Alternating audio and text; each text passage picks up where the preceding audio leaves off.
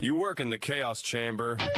You just don't know it yet. 30 hours weekly data everywhere. OPEC, you're pulling out your hair. Spreadsheet warrior, janitor of noise. Bloomberg's burning. Where's the signal, boy? Charts on charts on charts, and nothing's clear. Chaos chamber got you living in fear. Get out the chamber! Grab the rogue method. Green means go, red means you're dead. 5 minutes flat, that's all you need. Download it now and set yourself free! The Rogue Method. Free download. EnergyRogue.com. You're welcome.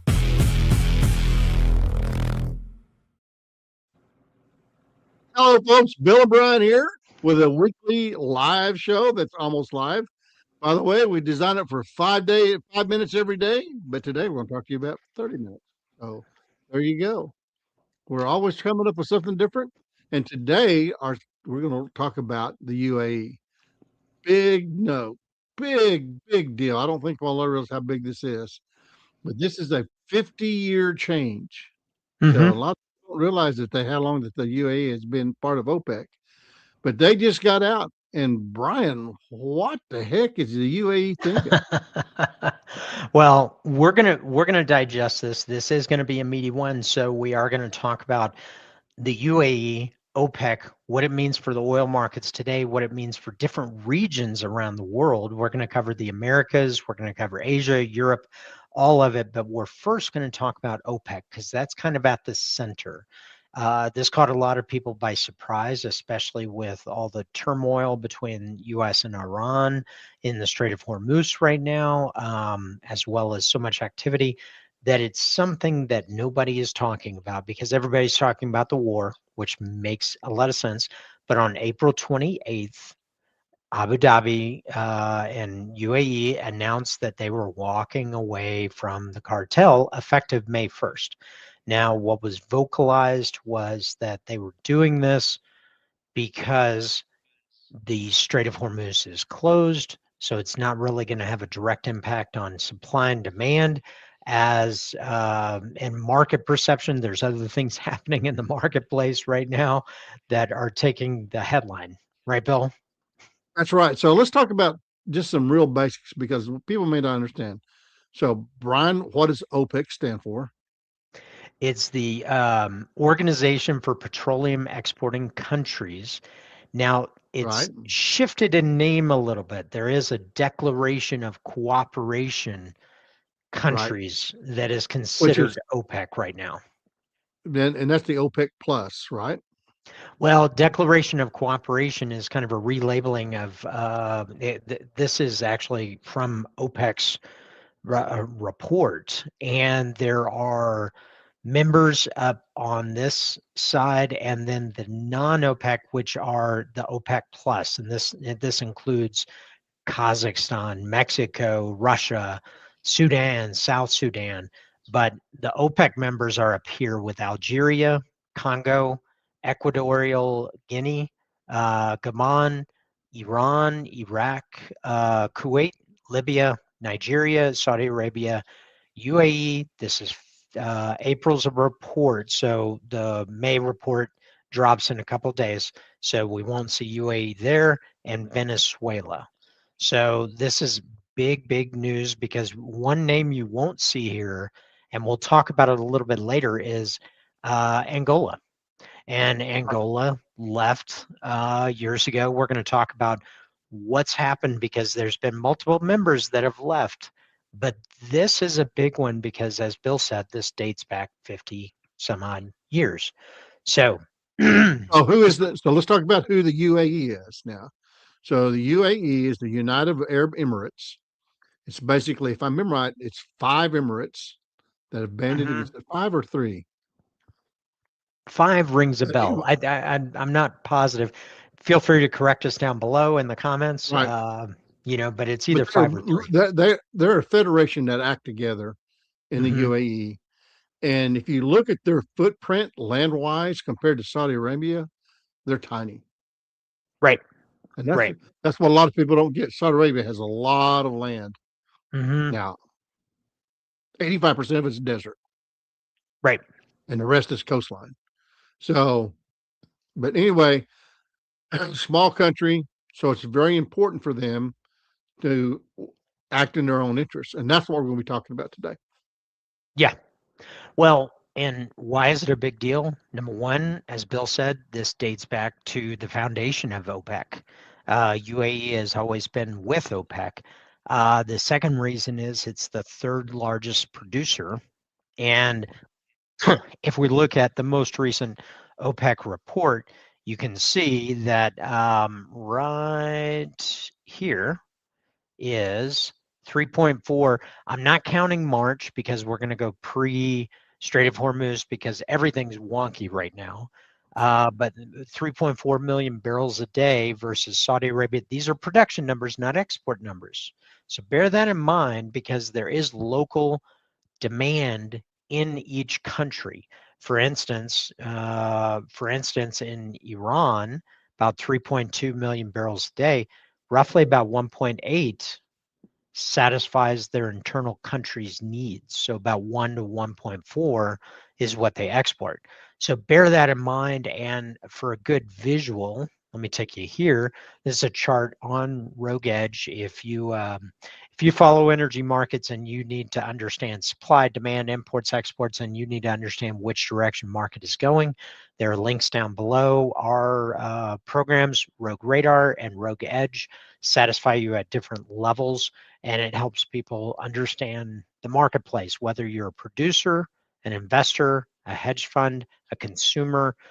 We have membership from around the globe in 32 out of 50 states in the United States. So it is a convenient and quick way to understand the market. But when we're looking at this, I want to look at this. One thing that you'll see is that top layer, which is OPEC liquids production. Let's talk about that for a second. What is liquids production, Bill, when they're talking about that? Basically, what you're seeing there is when you have crude oil, when they produce, it comes up, there's associated gas. Some of it's liquid gas, some of it's natural gas. And so that's the NGLs, and it's natural gas liquids. And so that's not an unusual. It's a pretty steady percentage from the production, almost all the time. But it's going to start with condensate and go up to propane. I don't think they push too much butane out, but it's usually some propane. But certainly, I mean, ethane's what I'm talking about. But they do after butanes and their condensate, and that's what's coming out as natural gas liquid, NGLs coming out with the crude oil.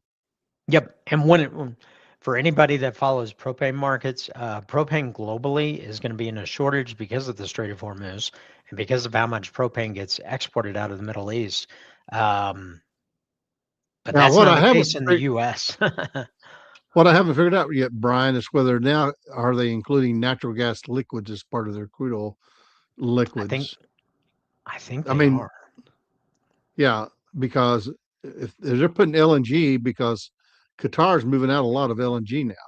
So I don't know whether that's and it's a lot for LNG, but it's not necessarily a lot of comparison in liquid form to the crude oil. So this is historical production of United Arab Emirates, and what we can see is as they were adding production back in from COVID, they got up to about 3.6 million barrels a day in production. Now, hold on to that number, 3.6 million barrels a day of production, and OPEC is the third largest producer. United Arab Emirates spent $150 billion building production capacity to reach 5 million barrels a day by 2027. But the quota has been 3.2. And if you notice, I was just referencing 3.6. So you'll notice that quotas and numbers don't always line up. So whenever you're talking about OPEC, you may have one number to operate from, and we look at production numbers. We look at actually what is happening. But ultimately, 3 to 3.5 million barrels a day of production, but they just spent 150 billion so that they could produce up to 5. Well, that equates to roughly 50 to 70 billion dollars every single year in lost revenue. So at that quota, the math is relatively simple. What do they choose? Well, they take the money or stay in the club. So they stay in the club and they coordinate the cuts, have price floor defense, collective discipline, leaving 50 billion a year on the table. And ultimately, when you look at OPEC and when you look at supply cuts, the biggest countries that adhered to those were Saudi Arabia and United Arab Emirates. And most other countries operated in their own economic best interests. So they could stay in the club and curtail their production, which they just spent 150 billion completing, or they take the money and they produce whatever they can. Ultimately, what did they choose, Bill? And they will always choose the money. It always reminds me of the Hertz commercial where they used to say, I don't know if you remember this or not. They said it says, "We're number two, we try harder." And then there was a come out with Enterprise, I think it was at the time, says, "We're number three, we don't try at all." And I think that's where we ended up with the UAE. Being number three doesn't get you anything. They have no stroke in your number three.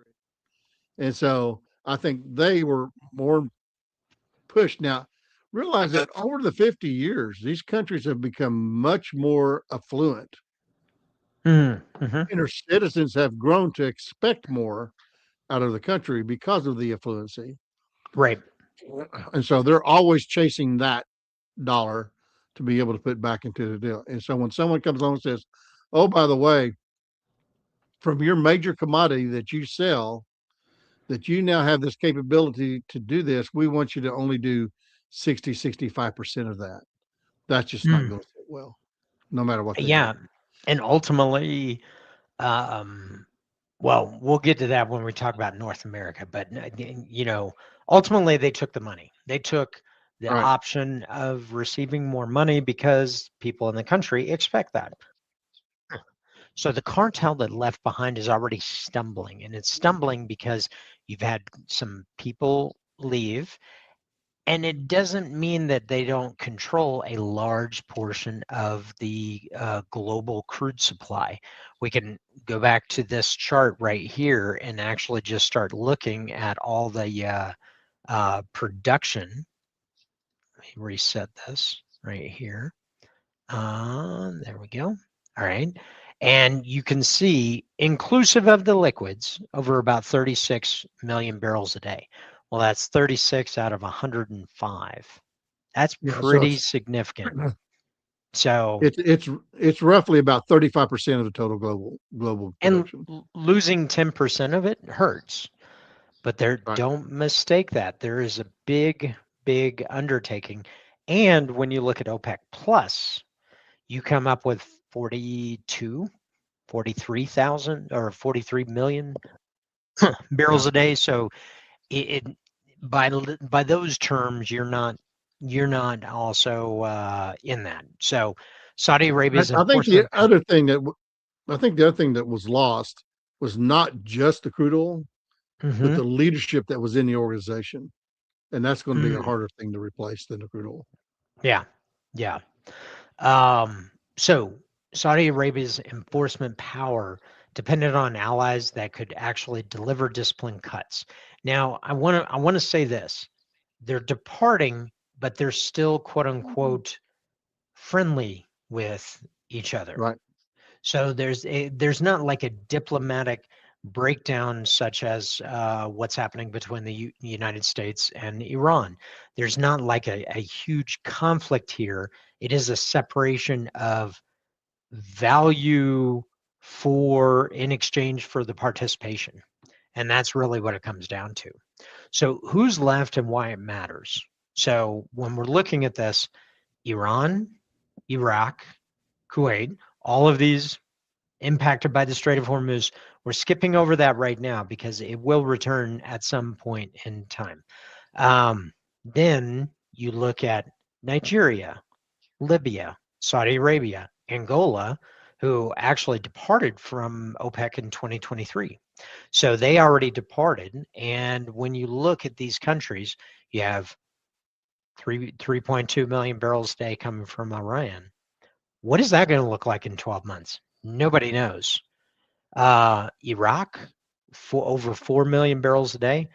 What's that going to look like in 12 months? Well, they've had so much shut in production, don't know what that's going to look like. Kuwait, same problem because they've shut in production.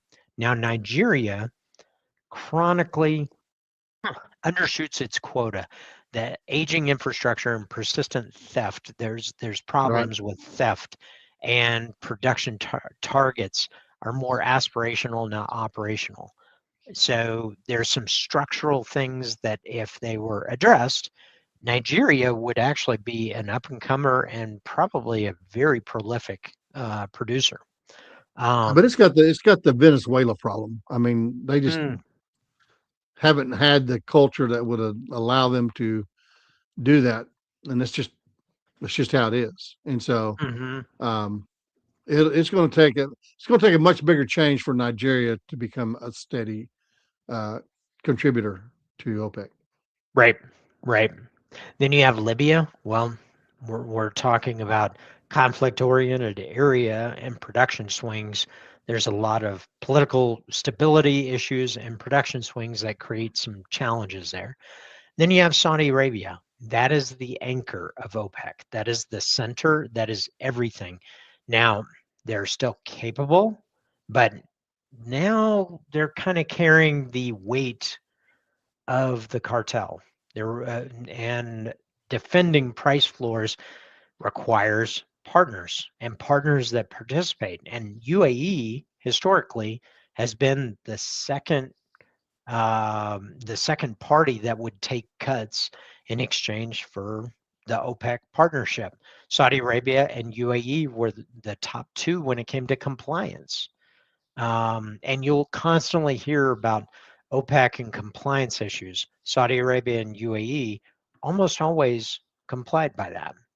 So, And I think also the other thing is that these countries do business with one another in other areas, mm-hmm, and so that was the other way of them enforcing some of the cuts, is being right. able to do that. But the problem is that, well, now with UAE doing their own thing, they're not as predictable as they used to be.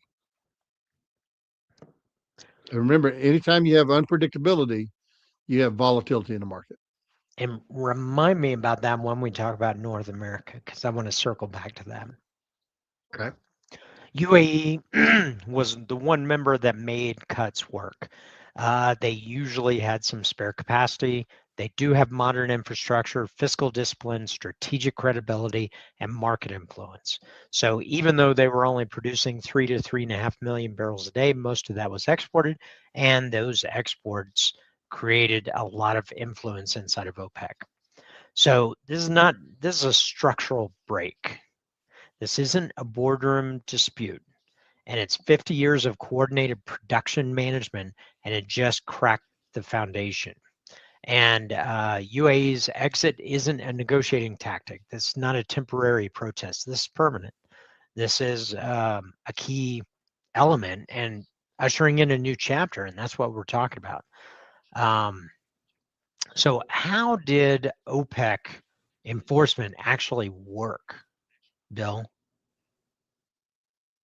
Well, so basically, what they would do is they come together and they have the they'd set their um, quotas, is what they call them. Uh, it's not so much a quota as for most people. It was sort of a line in the sand that you couldn't go beyond. So Mm-hmm. it really was more of a cap than a quota.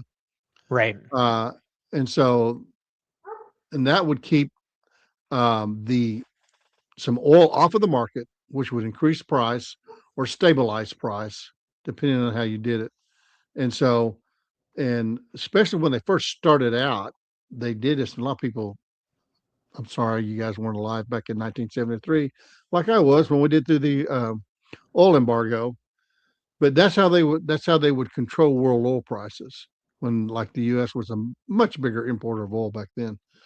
And Mm-hmm.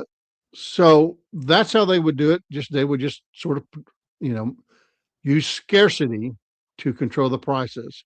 And they had the price they were trying to hit, and they knew they had pretty much dialed it down to knowing how much production they could do that would control the rest of the world's prices.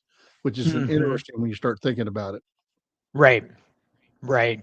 Well, and this is where that first link, as far as the credible spare capacity, comes into play, and this is where the entire supply chain actually loses some of that relevance, and part of that enforceability or that credibility is gone with UAE leaving. So that is a critical undermining of OPEC. So what happens next is a potential market share war. This is where coordination breaks down. There's no credible enforcement. Remaining members have every incentive to cheat on quotas and maximize personal revenue. I would say that cheating would always happen, but it would not be egregious. And UAE and Saudi Arabia were one of the most credible ones. So what could that look like in a post-war environment or a post-war, post-OPEC restructuring Future. in future? Well, that spare capacity gets filled, and 5 million barrels a day start flowing out of the Middle East or out of United Arab Emirates, which actually adds about 1.5 to 1.8 million barrels a day into the marketplace.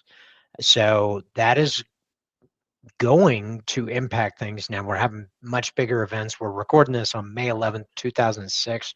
Strait of Hormuz is shut. Really? 2006? How about 2026? Yeah, what you said.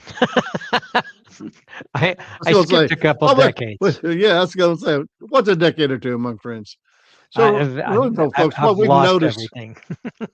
what we've noticed about this is that anytime you see a million barrels come on or off the market, when you're talking about that in the world, in the global oil market, you're going to see an impact of anywhere from $10 to $15 on the price. Right. And that's what we've seen. So if they dump another million barrels on it, hey, listen, then we're going to see that price go $10. Problem is, they really can't do it right now because they can't get it out of the Strait of Hormuz. Exactly. And so So when they are able to do it, the prices will be lower and will have even a bigger impact than it would if it happened right now. Yep. So what does this mean for Saudi Arabia? This creates a dilemma. They can cut production, unilaterally defend the prices, and be the biggest player when it comes to managing quotas, sacrifice market share and fiscal revenue, or match UAE's output surge and accept that price war may that it may result in a price war that countries are now competing on each other. So they're selling barrels against each other into the marketplace. And Saudi has done this before when that's how they would enforce the quotas or caps, is that if they were cheating too much, they would just dump a million barrels on the market. 2014, right? 2014, Right. they did that. Yeah.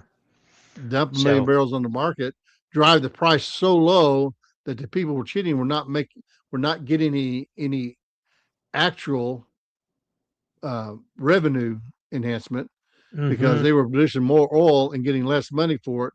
So they weren't getting the money that they were trying to get. So that's how they've done it in the past.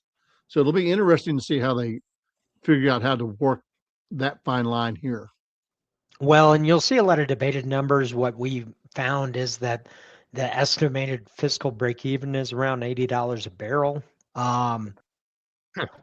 Obviously not a problem today with the Strait of Hormuz shut. However, they can't flow a lot of their barrels. Right. So it creates kind of a dilemma. But what are the implications for the global markets? And again, we're trying to look past the current events and see, how does this organize? How does this set the table beyond the US-Iran war? Well, number one, oil price pressure down because of incremental supply. So that could push Brent down towards 60s. a lot of these numbers are going to change depending on the output of the U.S.-Iran war.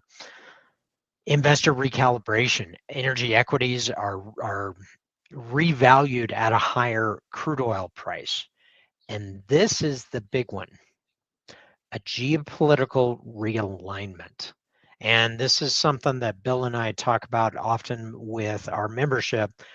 We provide videos for our members inside of Rogue Radar and Rogue Edge. If you want to find out some more about that, you can find out down below.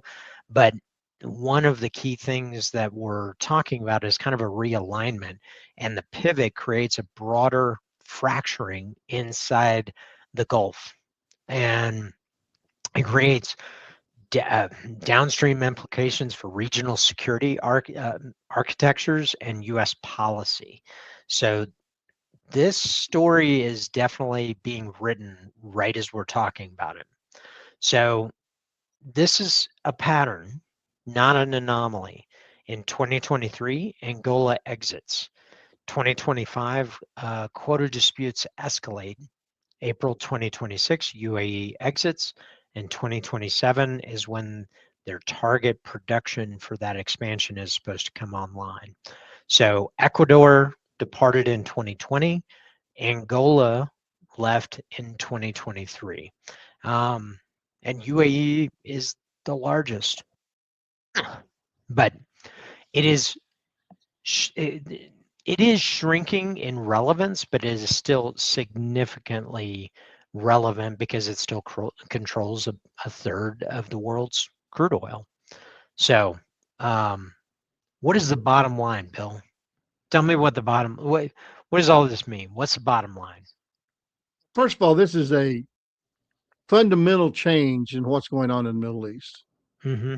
Because while they will still work with one another, they're not bound by one another to not obey, I guess, is to follow any of the sanctions or follow any of the caps that they put out. Number two, Saudi and UAE together could really enforce the caps without causing too much harm to themselves until this time. And anytime you put more oil on the market without a offsetting demand, prices are going to go down. Right. Well, and this is a real event. This is going to have lasting effects to the oil markets. And now we're going to pivot and talk about different regions of the globe and what this might mean for them. So we'll talk about North America last, but it really does put this into contrast into different regions. So in the Middle East, the fractured heart. Saudi Arabia's heavy blow. This does take one of their strong alliances, which is one of their biggest export partners with UAE, and this is kind of a heavy blow to credibility and having that ally there to not do all the heavy lifting for OPEC. Iraq and Kuwait declines. Both of them saw significant drops in March. That's because of the Strait of Hormuz. But those are going to have lasting effects because of the Strait of Hormuz, because when they shut in that production, it takes a while to get back online and regenerate that production. So, and then that creates longer term an open market war. And this is no longer a boardroom dispute. It's a price war. And so we're using the term war, but it's really just price competition. And it's pulling itself apart, right? So it's creating unpredictable dynamics because you have multiple lines of thought as far as how to proceed going forward to benefit that country the best. So Europe holds the highest risk and the lowest reward. So this energy shock, it jumped refining margins in Rotterdam over 300% in March. Obviously, things are a little crazy because of the Strait of Hormuz, but it isn't a sign of health. It's a warning of severe product shortage. When that supply chain, we witnessed this in 2020, when the supply chains get disrupted, things break. And when you see large jumps like this, it means there's not enough alternative supply to actually create this. It created product shortages. So, what does the future look like? Um, Not good. Europe remains just one geopolitical spark away from a full industrial shutdown or Right. slowdown. Now, So go ahead. Europe's one of Saudi's biggest customers. That's why they laid the pipeline across there over to the Red Sea, is to Mhm. serve Europe. And most of the other ones would be serving Asia, but some of it would come up the Suez Canal to Europe. And so Europe is running out of places to get cheap oil. And Yep. that's making it harder on their infrastructure for both fuels and, for that matter, even natural gas, because they've been using a lot more LNG. And so it's what one of the blessings we have here in the United States is that because we have so much natural resources, we're able to manage that. The Europe has not developed their natural resources, and now they're paying some of the price of the vulnerability of some of the other places where they do buy their fuel. Well, and when you look at this on a map, you've got most of the Middle East crude that is delivered there comes through the Red Sea or via the pipeline that cuts across Egypt. Most of this is from Saudi Arabia. However, some that are able to exit the Strait of Hormuz actually come around and come in and up. But when you pull back out, and this is where UAE does serve most of Asia, you can actually see that they could get some production from Nigeria. But this gets back to what Right. is the production capacity? Nigeria would be the next logical place to look at. And this is what we mean as far as there is going to be geopolitical realignment on partnerships and buying and selling and things like that. But it puts Europe in a very tenuous situation. So if you're in Europe, start developing alternative plans, alternative thoughts. So Asia, this is a vulnerable engine. China is the demand driver and has been under refiner strain, and they're facing arbitrage reversals. Spreads are getting squeezed as high feedstock prices are limiting their refining economics because they don't always pass through all the spread back to the individual consumers inside of China. Second, India is having significant growth and one of the key growth engines, but it's also increasing Russian imports. Okay, so that's another thing to watch. The future outlook is navigating that volatility. Asia's increasingly exposed to price swings. These price swings are going to be violent and they're going to happen consistently. Yeah. What do you think about Asia? I think so. I think Asia is, I'm going to put this, it's going to be more Southeast Asia than actually China. China's pretty much in control of what they've got doing. They're going to be that. We keep waiting for China to have this big growth. I don't see that coming. I think the Mm-hmm. growth is going to come out of India. And I think Right. that's the one to really watch, Yeah. because I think India has the most potential for growth because of the way it has its economy. Now, India has a lot of its own natural resources, but they still import a whole lot. And they are a refining powerhouse. And so they like getting the crude oil in, and they might see them be exporting in in in products, refined products. And Yeah. so that'll be real interesting to watch. And then, of course, you know me, it's outside of Asia. I think the African continent is going to be where the biggest growth is for the next 30 years. Right. And Africa is going to be a key one. We're going to do a separate series on Africa because that Right. has a significant. That is probably going to be the next growth engine alongside India for the next 20 years, probably. Yeah, I'll say 20 to 30. Yeah.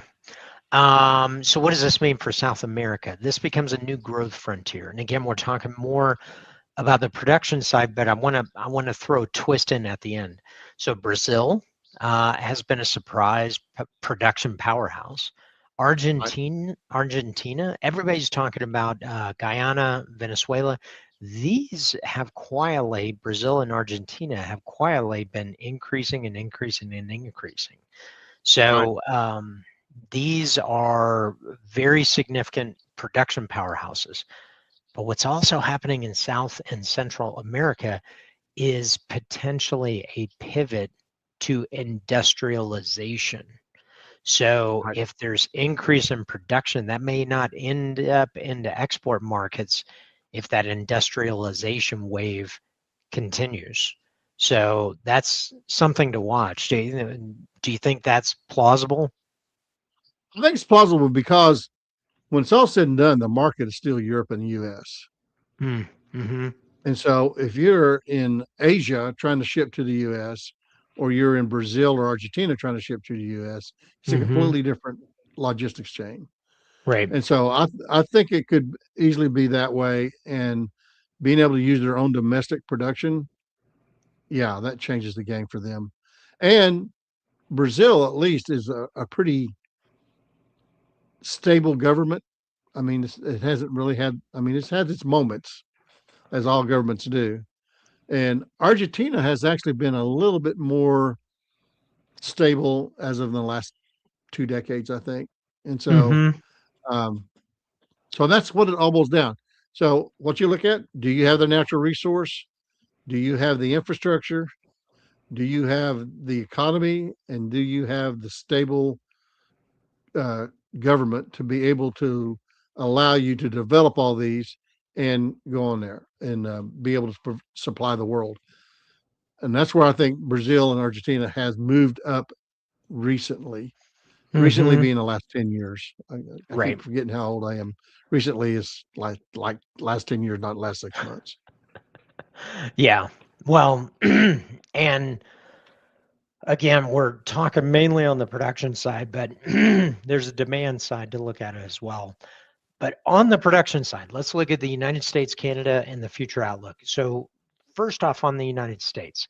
So one reason that a lot of people have not been talking about United Arab Emirates is because they're not sure how the production behavior is going to behave in future environments, because for the last 50 years they've been part of OPEC, so they kind of let that rule, and they had a strong voice in OPEC, but they had that rule kind of how much production they were going to produce, how much their expansion was.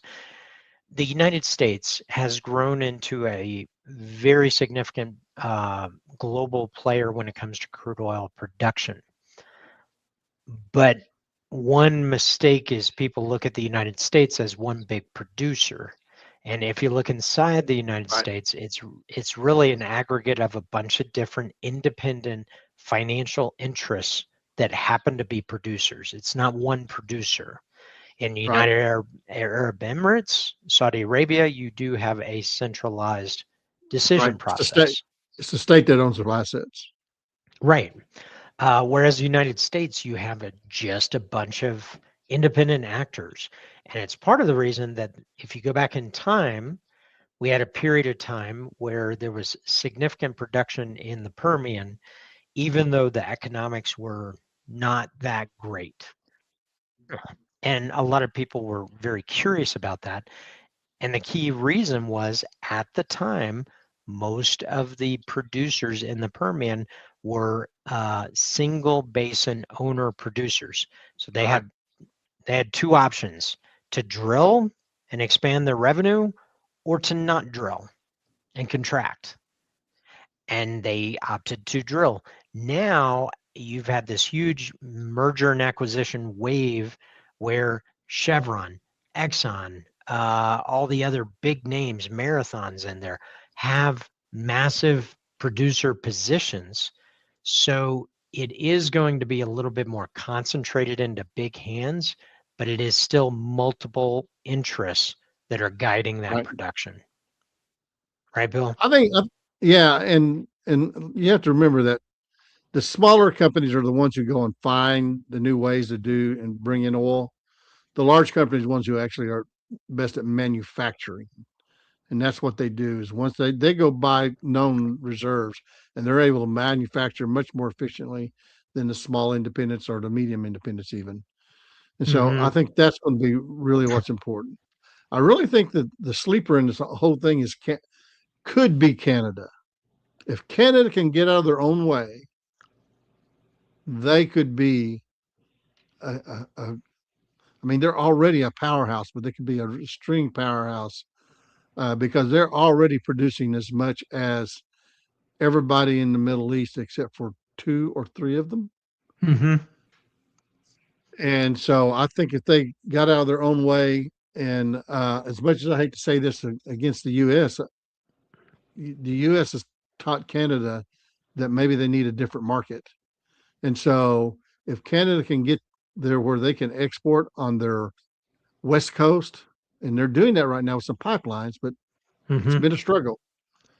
You could see, I think Canada could go as high as 5 million barrels a day, and then that would make them what? That would make them third or fourth largest producer in the world. Mm-hmm. Yeah. So that's a big deal. Yeah. And so, Well, it's a big deal, and it also positions North America, as the slide says, the stealth beneficiary, because North America has right, production capacity, and the limiting factor for United States production expansion and Canadian production expansion is really just economics.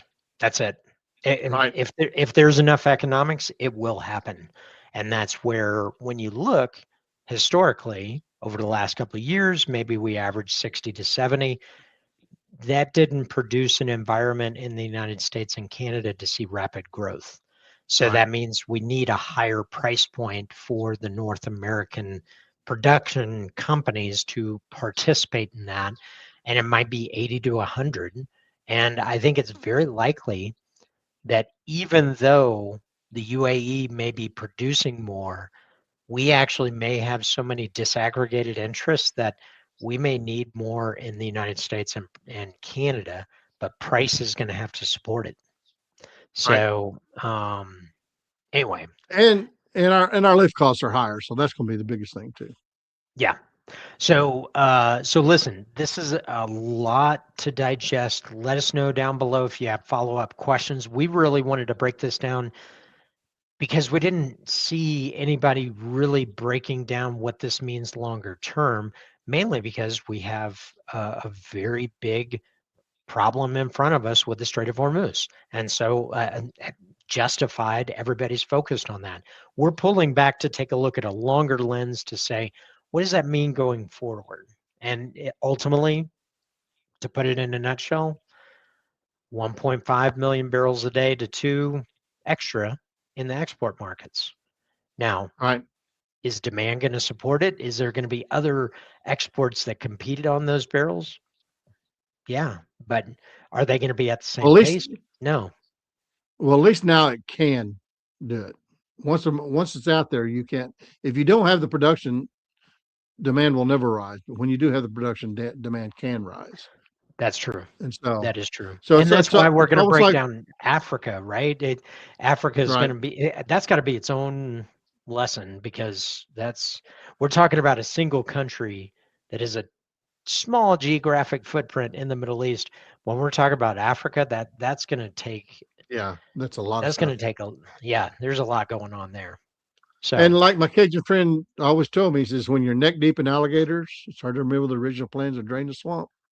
Right now, the Middle East is neck deep in alligators. So, yep. Well, listen, folks, I think that's all we got this time around. Drop us a like, drop us a comment, subscribe if you like this type of content. If you want to find out a little bit more about energy markets and what it means to really understand them, we do have a free ebook down below. And if you follow energy markets and you or your company likes to stay on top of that, we have 2 products down below, and you can learn more about that in the second link down below. So, so listen, any parting words of wisdom that you want to drop on us, Bill? Well, I always try to come up with great words of wisdom, and most of my wisdom is that don't ever listen to people who are imparting great words of wisdom. I like it. Well, on that note, thanks so much, folks, and we will see you next week. So thanks That's so right. much for tuning in.